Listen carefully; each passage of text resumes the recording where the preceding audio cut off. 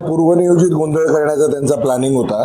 कारण ज्या पद्धतीने सभा हे होतं ती सुरुवातीला लक्षवेधीवरती 16 तास 2-2.5 तास चर्चा झाली.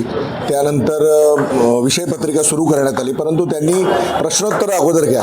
मला असं वाटतं की माझी देखील प्रश्नोत्तर होती, पण मला देखील महापौरांनी बोलवून सांगितलं होतं की आपण प्रश्नोत्तर ही विषयपत्रिकेच्या नंतर घेणार. मी देखील त्याला ॲग्री केलं होतं, परंतु जाणीवपूर्वक फक्त पूर्वनियोजित कट असल्या पद्धतीने जसा काही गोंधळ घालण्यात आला. आणि तुम्ही सगळ्यांनी बघितलं अशा चुकीच्या पद्धतीने घोषणा देणं, उपमहापौरांनी महापौर डायसवर बसलेले असताना वर्ण मी सभा चालून देणार नाही, मी असं नाही, हे असं बोलणं हे असंविधानिक आहे. कुठेतरी हे सगळे प्रकार थांबले पाहिजेत. हे सगळं पूर्वनियोजित आहे असं माझं म्हणणं आहे. त्यांनी मूर्तमतच्या देखील घोषणा मला असं वाटतं आता त्याचं त्यांनी स्वतः आत्मपरीक्षण केलं पाहिजे. आपण महायुतीचा घटक आहोत, आम्ही नेहमीच महायुतीचा धर्म पाळत आलोत.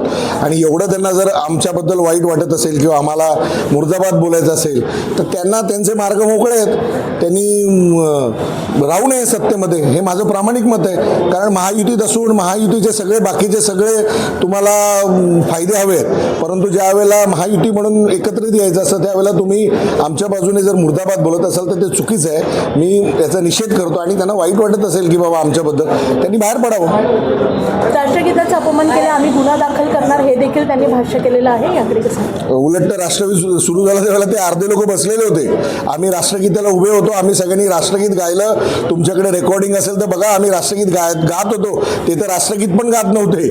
आम्हाला कधीही राष्ट्रगीताचा अवमान करावा असं आमच्या ध्यानीमणी पण नसू शकतं आणि आम्ही कधीच केलेला नाही. शेवटी ते त्यांचे खयाली पुलाव आहेत, ते त्यांना जे बोलायचं ते बोलू द्या.